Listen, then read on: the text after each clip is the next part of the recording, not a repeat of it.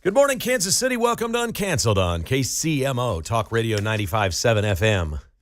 I'm Kevin Kietzman on a freezing cold Monday, where we're all trying to thaw out from the storm we had over the weekend that Gary Lezak nailed perfectly on this broadcast Friday. He said, no, it's not going to the high end. It's going to fizzle out. It's going to be light. We got about 4 inches, I think, at my house. You probably got about the same, depending on where you live. It was fun. It's pretty snow. I'm okay with this. I don't like winter. I don't really like the snow, but this wasn't that much of a hassle.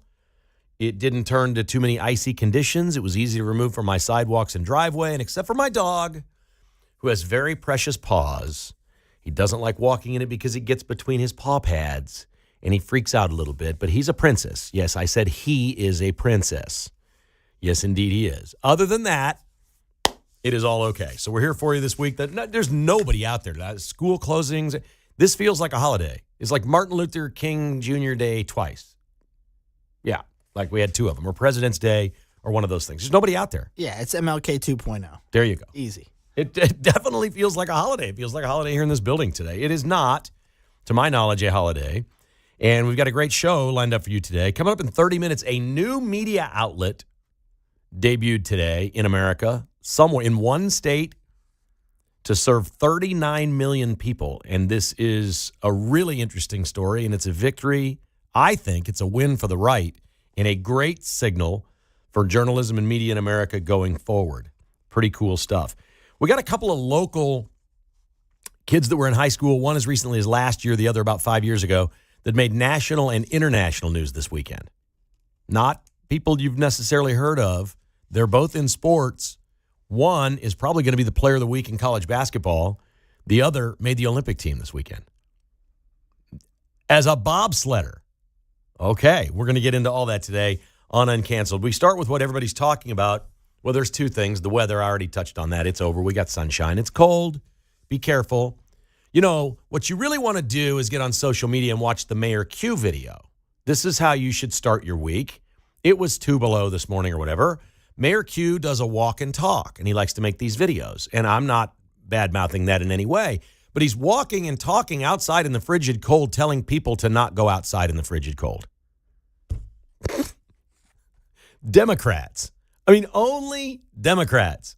He's outside. He's frozen up. He's got Mark Van Sickle's headgear on, the whole thing. He's all bundled up. Mark wears it inside. He's got his Seahawks toque on today. It's good. But the mayor's walking, saying, oh, it's cold, be careful. We cleared the roads. We did a good job. He wasn't bragging hard. They did a nice job. This was, in all fairness, these workers work tirelessly. They're out there. They're grinding. They did an unbelievable job. As snowstorms go, this was the easy one. It wasn't particularly windy, and it wasn't wet snow. This is a good one. So everybody seemed to have success, and we came through this okay. But as he's doing this, that's not the real reason he's outside in the cold telling you to not go outside in the cold. He's telling people in Minneapolis to go outside in the cold. He wants to talk about ice on the roads in Kansas City and ice in Minneapolis, as in federal agents. And so he's walking around saying, we got to stop this thing. And now we've learned this morning he and about, looks like 40 or 50 other mayors around America, led by Michelle Wu of Boston, have filed a lawsuit against the federal government. What on earth business do the mayors of Boston and Kansas City have to do with filing some sort of a suit against the feds because of something happening in Minneapolis? I must be missing something here. This thing's out of control. Jacob Fry, the mayor up there, is loco. We've seen him. He's a small-time player. Tim Walz loves all this because nobody's talking about his fraud and the fact he's being investigated for fraud. Bill Clinton is making ginormous statements on how this is outrageous because he doesn't want anybody asking. Yeah, I think he's going to be there. I think he's going to be in D.C. this week in front of some people. He skipped it last week, a subpoena to appear on the Epstein thing, but I think he's got some official business he got subpoenaed to do this week. He's doing anything he can to try just build. All the Democrats need this story. They need this. They need more people getting shot. They need this, or they wouldn't be saying what they're saying. So this is a terrible comparison. I don't want to do this, but look, Americans, when it comes to entertainment, we're pretty far out there with what entertains us, but we're not the worst. like the Romans used to, fill the Colosseum and put lions in there and put a criminal in there, and they'd watch the lion just kill and eat the human for entertainment, for sport. Like, hey, it's lunchtime. Let's go to the Colosseum. See who's getting devoured today. I mean, it's sick. But in a weird sort of way, when you have all these people in authority, positions of power, reaching out to people with no life that are on the internet all day, and this is very orchestrated. They're finding the deepest, darkest places of the web. Think of what they talk about on the right, the Proud Boys, whatever these things may be on the right. That they're people that get hardened, they're on the internet all day, they believe every conspiracy theory, whatever. These people are reading this stuff and hearing this all day, and now it's orchestrated. They're geo-tracking it instantaneously and saying exactly where this was. It was a donut shop. It was a call to action. This thing was, it's surgical. It's being funded by somebody with some real high tech and a lot of people working on it. Now, these aren't the people that are going to go out in the cold. They're not going to go do it. You're not going to see Tim Walz out there holding a sign, freezing his fingers off. You're not going to see that. The people in power, the authorities like that, love to tell the other people to go do it, those that are a little bit deranged, that maybe have a sad life and think they can find something, really good in their life by believing they're doing something to help somebody else that they think is a victim, because they're told that the illegal criminals here are victims somehow, and they believe it, because some people will believe anything. They believe it. Politicians aren't going out. The tech people and the people that are funding all this aren't going out in the cold. They're not going to go do it. So what do we have? For political purposes, they're staging entertainment for all of us. That's what it is. It's on every channel. It's every scroll of every social media platform. It's all anybody's talking about is how this stuff is going down. And I'm with a friend yesterday, and he's conservative. And he said, it might just be time to pull out of there. This is ridiculous. And I immediately said, no. If you do, they win. And you've told them it's okay. And they'll start doing it in other cities and say, well, they're not going to come do anything to us. You can't. You just can't. You have to stay on this. And Trump knows that. He's sending Tom Homan in now, which is a good idea, I think, although Tom Homan doesn't look to me like the great negotiator. He's what Tom Homan's like, here's the law, and we're applying it.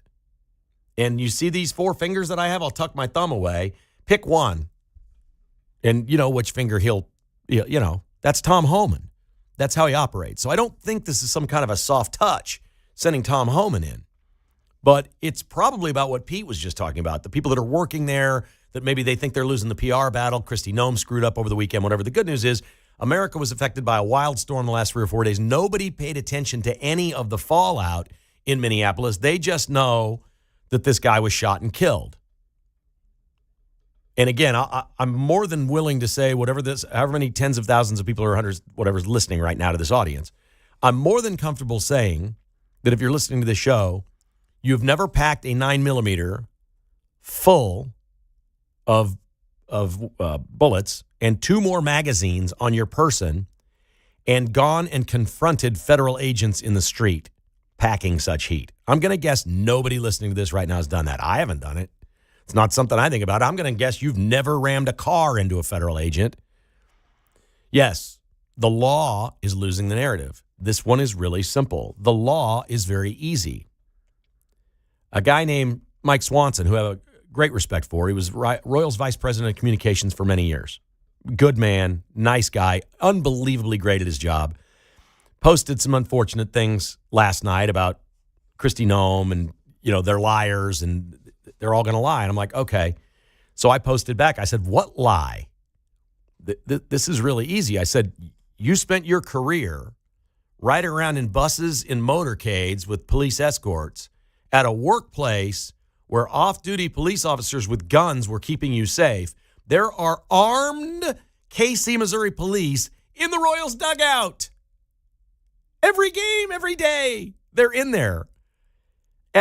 My point to Swanee was this.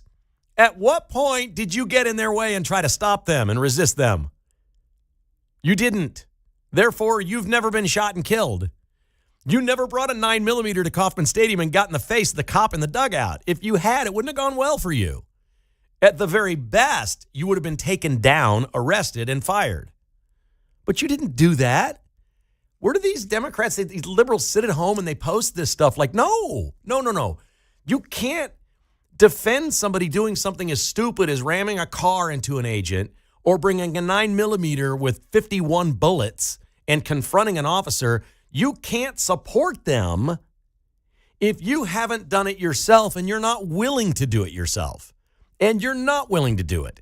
So what is it with these sick Democrats that sit back and say, I'm going to inspire somebody else to go get hurt today? Or God only knows how many hundreds of these people are going to wind up in prison. These are federal crimes. They're felonies. They're getting arrested. They're going to be charged with serious crimes, and they're going to do real prison time. There's going to be hundreds. And so the politicians and Mayor Q filing his lawsuit against federal, we're all just going to sit back and let our little worker bees go out here and do their thing. Okay, a bunch of them are going to go to jail. Many of them will get hurt. Some of them could get frostbite, and a couple have been killed. But you know what? It's all okay because we hate Trump. What are you doing to your own voters? If you want proof that the Democrats hate you because you're conservative, look how they treat their own. They're like, you know what? We got a whole bunch of people that vote for us that are really freaking stupid. And if we tell them to go do this stuff, it's probably going to get a little out of control. And that's okay because it'll make Trump look bad. We lost Renee Good. We lost this nurse guy. He was carrying a gun. It was legal. His gun was legal. He didn't take a rock to a gunfight. No, he went and got up on a federal agent all loaded for bear. I don't care what happens from that point. You're an idiot. You're stupid. You've got something wrong with you. Nobody listening to this show has ever confronted a cop like that. Ever. If you do, you got taken down, you wind up in jail or prison or shot. One or the other. Just don't. And I can't believe how poorly they treat their own voters. And that's what this is about, by the way. Trump is deporting their voters in big cities in record numbers all over America. This is systematically, it's not election interference, it's election cleanup. We know these illegal people have voted. We know that they turn the other way in their own jurisdictions. It's obvious as hell they don't care what these people do. There was an unbelievable post. It said, avoidable tragedies. And it listed Renee Good and the dude that got shot up this weekend, Alex Preddy. Okay. And then it listed 150 other people of names you haven't heard of American citizens that died at the hands of illegal aliens. It said those were avoidable too. If we had closed borders, they wouldn't have happened. The difference? Renee Good went looking for confrontation. Alex Preddy went looking for confrontation. And these 150 people on this list that have been killed by illegal aliens that Biden let in weren't looking for any trouble. They were minding their own business, living their own life, and got murdered by people that shouldn't have been here. We've lost all reality and context on this story. The media's run this narrative, and the Democrat politicians keep doing it because you know why? Owning the narrative and hurting Trump is more important than keeping their voters safe. They don't care. Honest truth is, these neighborhoods in Minneapolis, they don't care if there's gang members from Chandaragua down there selling drugs, killing people, doing whatever. They don't care. They'll lose a couple voters that way, but Trump has, what they say they've got, 30-some thousand already from Minneapolis out of there. That's a big number. That could swing a statewide election, couldn't it? I mean, they're deporting people and getting them out of there and arresting them like crazy in these big cities. And that's all this is about, including Mayor Q in his walk and talk and his lawsuit with Michelle Wu from Boston and all these other mayors. It's theater. Mayor Q would be so proud. Oh, my God. He would never say this publicly. He'd be so proud if a couple hundred people just started, picketing somewhere, or they geo-circulated where to go in Kansas City and started doing that in Kansas City, Missouri. They would Mayor Q would be so proud. And then if there was an incident where he could get the stage like Jacob Fry, oh, my God, I guarantee you he's telling his wife, man, if it could just happen, this could be my ticket to the big time. If I could just get out there like Jacob Fry and become famous because it's happening here. He's calling you to help. He's making videos saying, he's not saying violent. He's saying peaceful, have your voice heard, all these things. These videos are all like, I'm calling you out, Kansas City. We got to stand up for our brothers in Minneapolis. That's right. We need more chaos here. 913-408-7957, the number to call. This is Uncanceled on KCMO Talk Radio.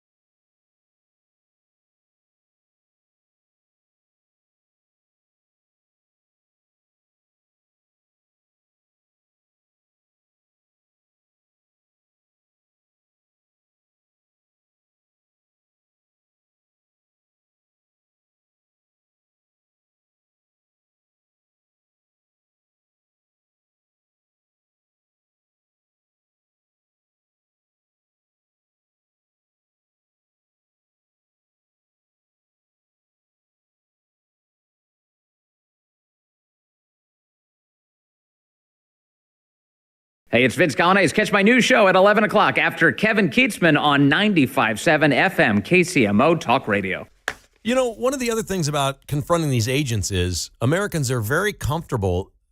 They inherently know these agents are not going to harm them until they lost their mind. Like he's standing there, standing up to ICE, and now he's down on the ground. I don't know why he's fighting against all these other officers.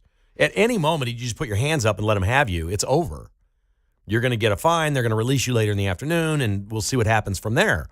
But they don't. They want to keep fighting, or they want to try to drive off, and they hit the officers. They're doing it, as Renee Good did. They're so comfortable confronting these people because they know these people are not going to harm them. What they don't factor in is, if I go do this and confront them and call them terrible names and scream at them, I may actually lose my own mind and do something stupid. And if you lose your own mind and do something stupid, you're in big trouble with these people. But the reason this happens in America and not other countries is everybody in Minneapolis is like, I'll go say whatever I want to these people. They're not going to touch me. They're not going to hurt me. You know that. The only way you're going to be in trouble with them is if you physically do something to them. And I'm sorry, at that point, you're asking for it. You're just flat out asking for it. And that's pretty much where we are in this thing. It's crazy. And I'm rooting for this detention center in Kansas City. They got $80 million to build all this stuff over the 190 acres or whatever they have. This giant company's worth almost $4 billion in holdings in Kansas City. And they got $80 million from Port KC, and a lot of that was federal money. And now the feds are like, well, we poured it into this thing. Let's go get this and use it as a detention center. And Mayor Q's losing his mind, and Port KC and all these people, Jackson County, Manny Abarca's making videos. This is one of my favorites. This company also got almost $4 million of federal COVID money back in the day. Like, this company's really good at getting money out of the government and building things. And now they're turning around and doing business with the government. Sounds like that's what they do. You would think Democrats would love this as much as they love government. And all of the redundancies in government, which is what this is. The feds, Port KC, Mayor Q, Jackson County, COVID money, it's all right there. Yeah, we're worried about star bonds in Kansas.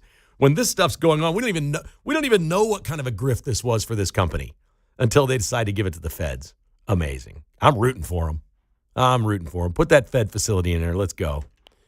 We got Wes in Gladstone this morning. Hi, Wes. How are you today? Hey, good, Keith. Yeah, I agree with what you're saying. And my question has always been and always will be, if this guy was going to go out and peacefully protest, why did he think he needed to take his concealed carry and right. two extra magazines, okay? When you get a concealed carry, you have a responsibility, okay? It's a huge responsibility. You need to take it very seriously. Apparently, this guy didn't. He thought, I have a concealed carry. I can just take this anywhere that I want to go. No, you can't drink and have it. You can't go into establishments that have that sign that say no concealed carry, okay? Yeah, and it's not a very good idea to confront Border Patrol or ICE agents with a gun on you either. And look, this is exactly the time you leave your gun at home. If you're going to go peaceful protest, leave your gun at home. That's exactly the time. Right. I got a concealed carry because I was doing inspections from the hood on both sides of the river in St. Louis down to the redneck parts of the state of Missouri, okay? And sometimes I was like, you know what? This situation doesn't look right, so I'm going to carry it, okay? And that's the only reason I did. Now, this guy, I'm going to go out and I'm going to peacefully protest. Here's the funny part, though. Well, we got about 10 seconds, buddy. Okay. Yeah. Okay. Lefties would not let this guy have a gun, period. Right. And he's out there protesting with him. And now they're proud of him. They're defending his gun rights. Thank you, buddy. Excellent call, as always. I appreciate that. They're defending his rights to own a gun. You can't. They just don't ever stay with one position. All right, we come back. A new media outlet. This is a big deal. Next.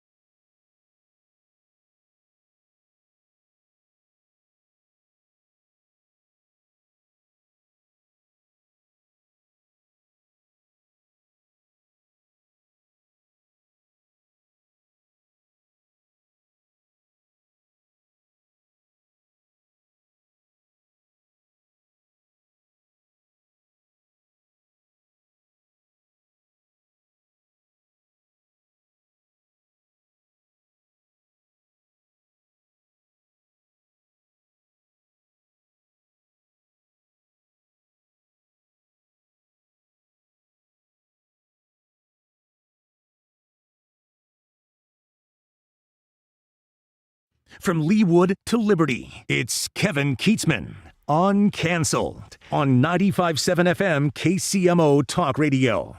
This one sort of came out of nowhere. The California Post has debuted today. If you've heard of the New York Post, you may follow it. I go to the New York Post every day. I read something from the New York Post. I follow them on X. They're a conservative newspaper in New York that still prints a few papers, but they're the ones that's famous for the unbelievable front page covers and headlines with the shocking stories. It almost looks like a tabloid.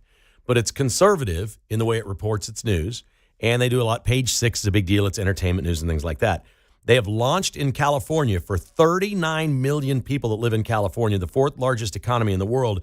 They said, we are not doing this for journalists or prizes or awards. We're doing it for real people that have common sense and want accountability. This is going to work. The New York Post is making way more money than the New York Times at this point. And I would venture to say if the Kansas City Star, which is circling the drain, if this is Post Media that is starting this up, if the New York Post went around to, like the Pittsburgh paper just went under, the Pittsburgh Post-Gazette just went out of business. They just shuttered it 2 weeks ago. They just closed it. If Post Media went around and bought these infrastructures of what they have built out and, whatever it may be, and started operating in major cities, not as far left loons, and ran a real newspaper, I think they'd be successful again. I think that, look, the newspaper industry's declined. Everybody knows that. But they're doing so much harm to themselves by what they've become. The people that believe what they believe won't read the newspaper. They need people in other areas that want to catch the news. Or, sports is probably the biggest thing the Kansas City Star does. It's probably their biggest moneymaker is covering sports. That would be my guess. And maybe weather. Things like that on their website. But this will be interesting to see. If the California Post is successful, where do they go next? I don't think this Post Media Corporation is going to stop. If they're making money and they're going to start buying up and building newspapers around the country to compete against all the liberal rags that are in all these cities, I'm all for it. Count me in. All right, let's go back to the phone. Scott in Lawrence has been waiting. Hi, Scott. Good morning. How are you, sir? Kevin, I'm well, thank you. I'm not a betting man, but I think smart money's on the Seahawks at the Super Bowl. But it's not why I called. I was thinking about this. I have a daughter who is about 33. And, well, not about, she is 33. She'll be 34, regardless. But it seems like there's something that's infected this generation in that age group, and this gentleman in Minnesota is roughly that same age group. People they come to the conclusion they do not have to follow police instruction.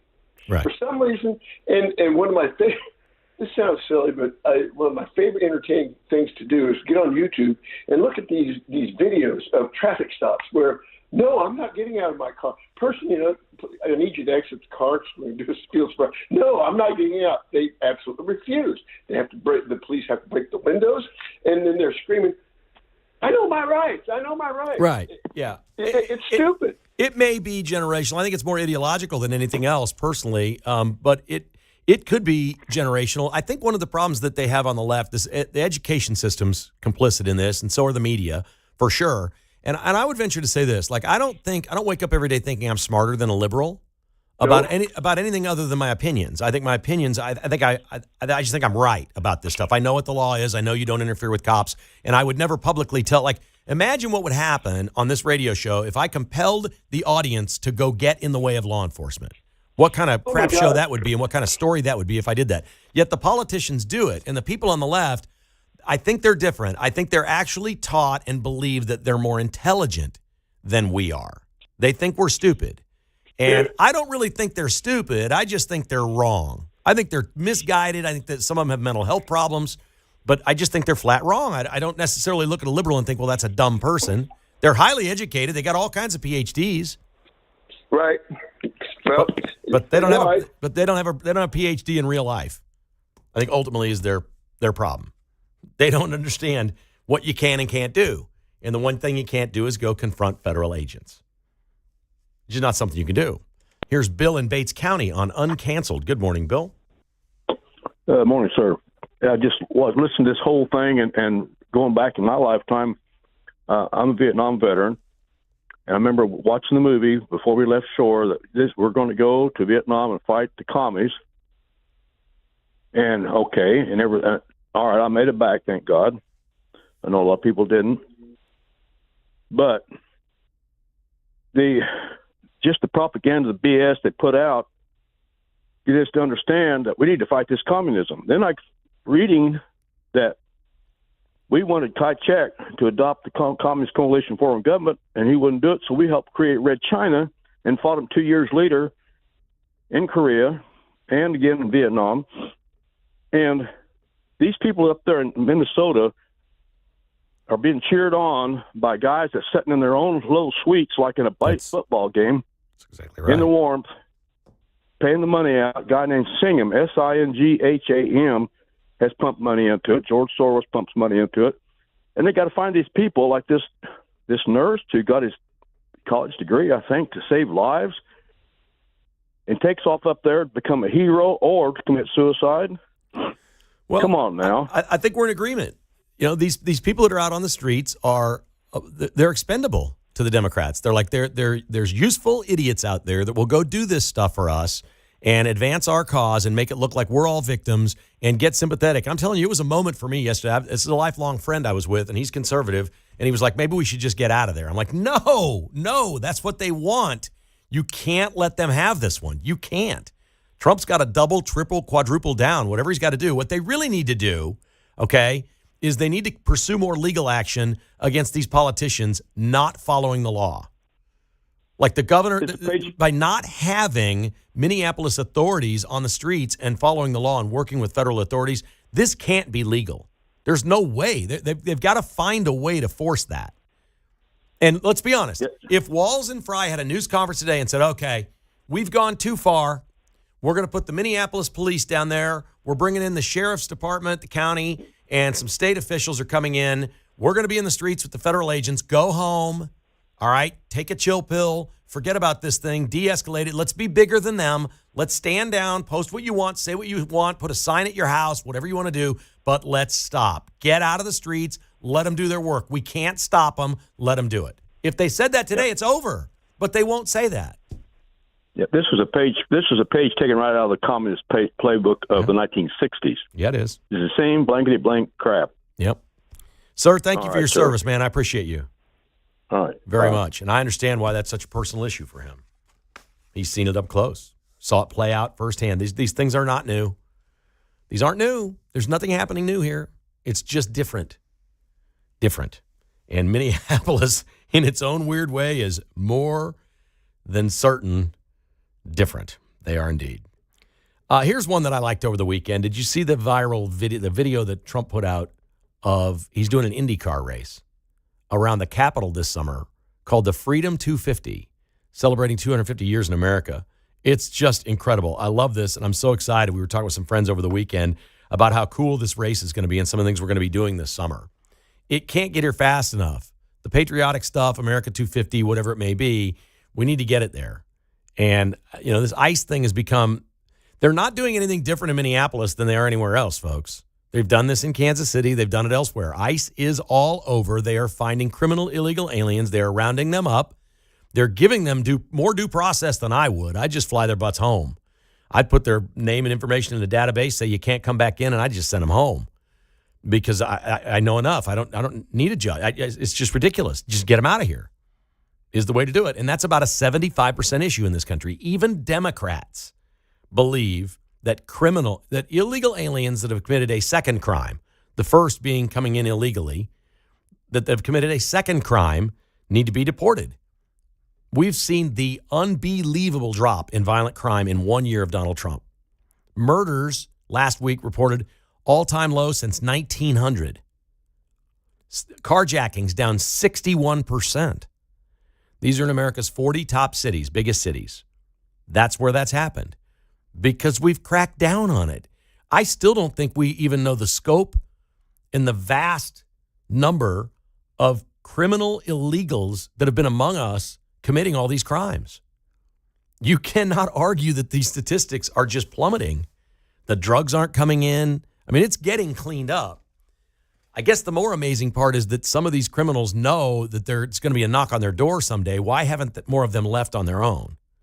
Why don't they find a way out? Are they afraid that if they go to collect their $2,600, They're going to be in the database. They'll be picked up for another crime, and then they won't get it. That's probably it. But maybe we ought to offer the $2,600 even to people that have committed crimes and say, listen, we're just going to get you out of here. If you come to us, no questions asked, no matter what you've done, you're out of here. Now, if you know you've committed a heinous crime and you're trying not to get caught for it, you can at least get a free passage to somebody else's country. I'd be for that. Just get them out of here. I don't really want to pay for them to be in jail the next 50 years, which we would be. Just get them out. Get them out. Okay, more good news here. There are a couple of local athletes that have hit the big time that I'd never heard of until this weekend at all. Caleb Furnell is from Lee Summit West. He's 24 years old, and he's on the American bobsled team. He qualified this weekend, called his mom in tears. He's only been bobsledding for a year. It's not like he grew up in Kansas City and Lee Summit bobsledding. Is there a Lee Summit bobsled team somewhere I don't know about? I don't think so. Right. So I think he was trying to find his sport, I think is what happened. Because he has said, I've been preparing for years as an athlete, winter sports. I think he probably can skate, maybe played some hockey, those things.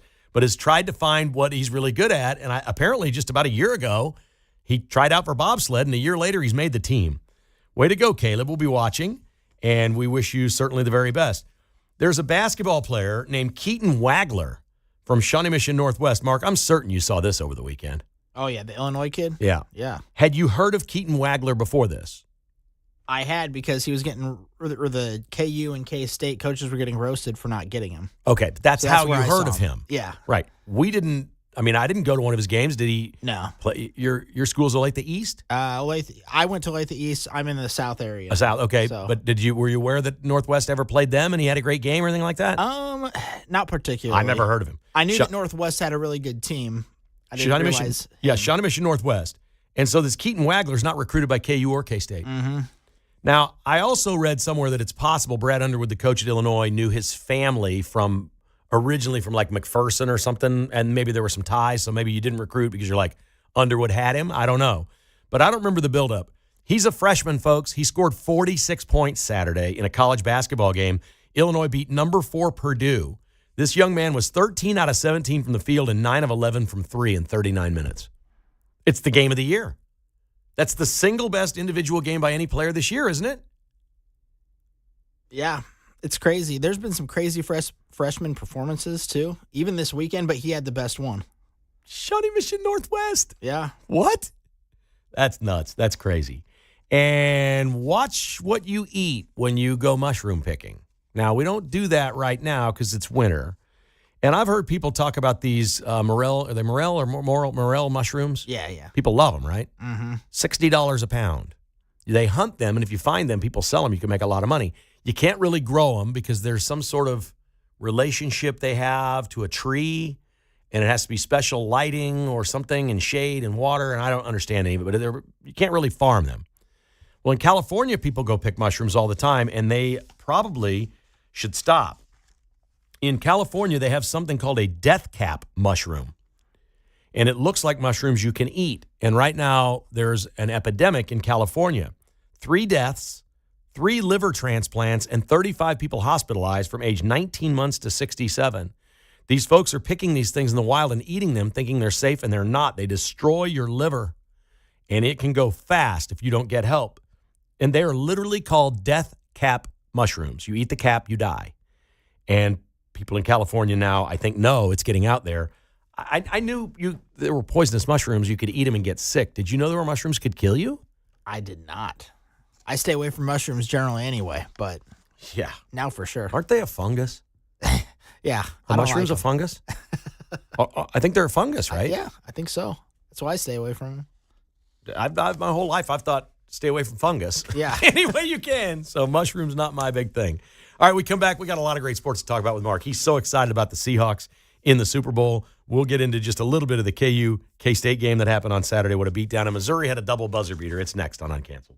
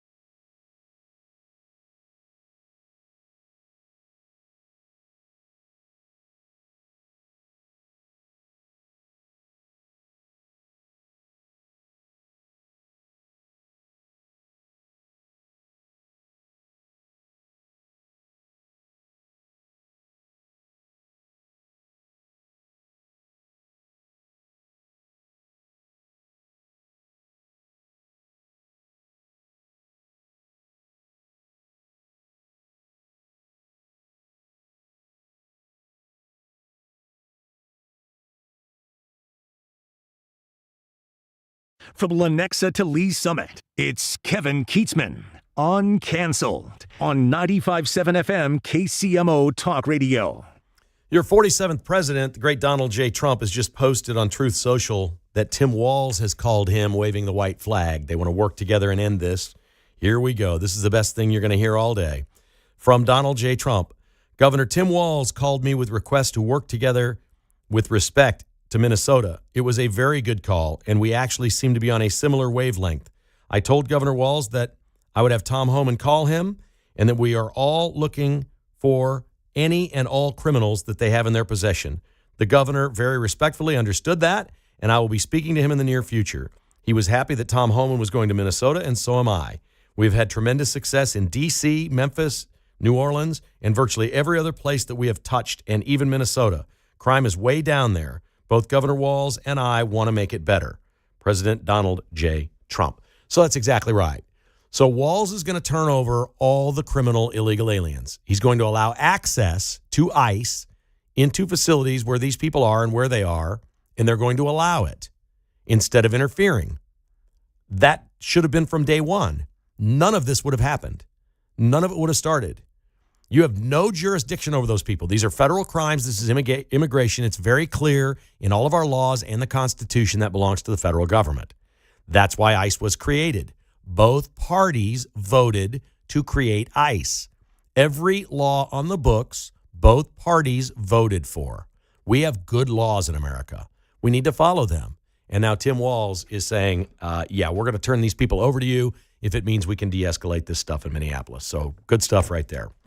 Mark Van Sickle has his Seattle Seahawks stocking cap on today. What a show. That was quite a game, man. That was fun. That was, I would say, I know you can't call the Patriots out yet, but I think that was the Super Bowl before the Super Bowl.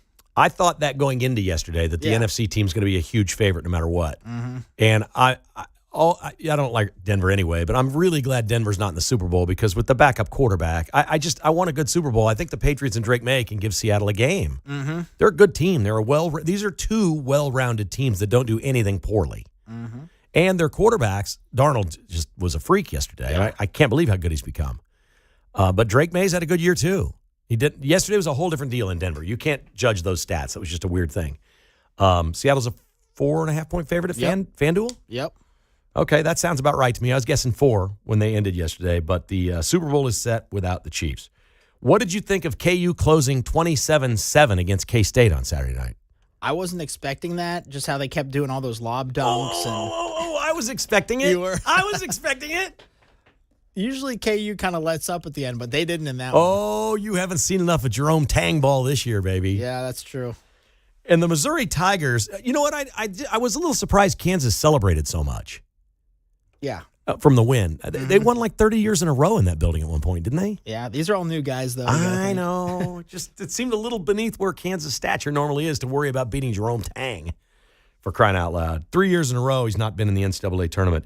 Missouri had back-to-back buzzer beaters, one at the end of regulation and then one in overtime to beat Oklahoma. This is only the second time in the history of Division I basketball that's ever happened. Were you watching? I wasn't. I saw the highlights right after it happened. It was impressive. It was stunning. You want to hear my FanDuel moment? Yeah. I bet in-game Missouri -1.5. They were -5 or something for the game. Uh-huh. So I've kind of given up here at the end of regulation. They're down 3, and Pierce chucks the 37-footer. It goes in. I'm like, yes, I'm destined to win this. We're going to overtime. Then Missouri got a lead, and then they lost the lead. And then they came down and hit a 3-pointer at the buzzer in overtime to win by 1, and I lost my bet. You were thinking maybe they'd get a 2 and send it to double overtime. I needed double overtime. Oh, so what a close. bad beat. What a bad beat indeed. And Alex Honnold climbed the skyscraper in Taiwan. He's officially the craziest daredevil ever.